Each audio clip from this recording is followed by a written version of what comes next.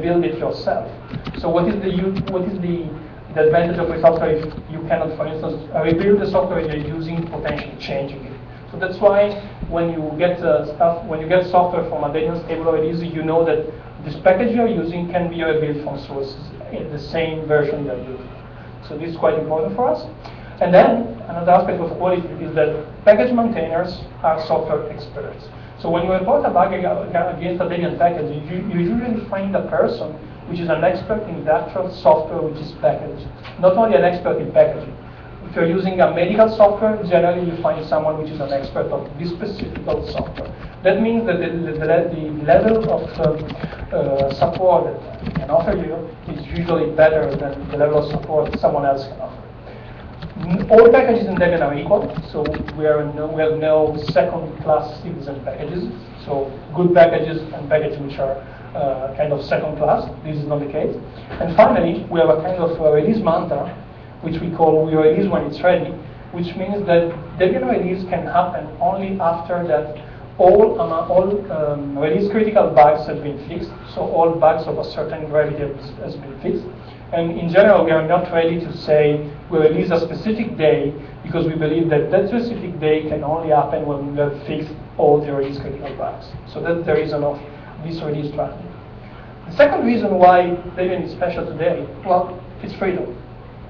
And freedom not only in the software you get, but also in the infrastructure we use to make Debian. Because if we do Debian, if we make Debian because free software is good for people, we need to show that free software is good also for us, and we cannot accept to use non-free software to make Debian. So all individual parts of the Debian infrastructure we use, for instance, the build daemons, or the backtracking system, or the web service we use to offer Debian services. Should I be worried? No. Okay. So all the parts of the Debian infrastructure are free as the software we ship. And this is the case also for all the firmware you can find in Debian for free. So every single piece of Debian infrastructure of software is actually free software.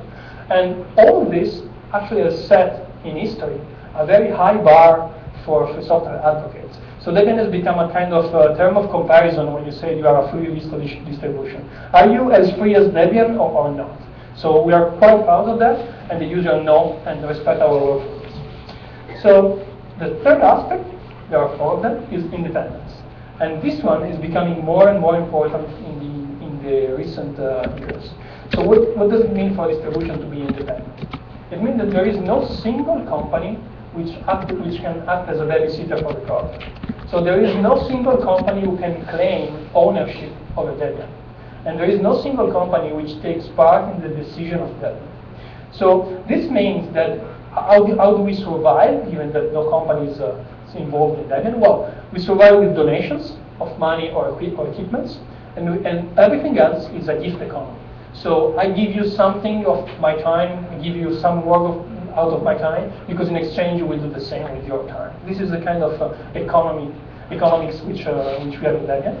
And all of this is very rare in the distribution world of today. If you think about all the other big players in the market of distribution, you can associate most of them to a single company, either because the distribution is kind of owned by that company, or because all the infrastructure of the distributions is owned by a company. So what are the advantages of being independent? Well, the users can trust that the technical choices and the political choices which are made in Debian are made not for commercial reasons. So it's very useful to have companies in the free software because they have means in terms of work which volunteers do not have. But it's also important to have someone which is completely independent, because one day the interest of a company can go against the interest of the community. Or because one day the company can be bought by another company which has no longer the interest of free software in mind. So I believe this is very important to have a player as big as and independent as Debian is today.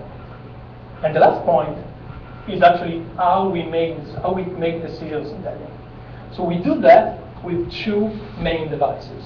One device is called, or at least I call it a do-ocracy, meaning an ocracy of people who do stuff. And the other one is called democracy. So do-ocracy means that we have specific areas in Debian, and usually those areas are packages. And within a specific area, whoever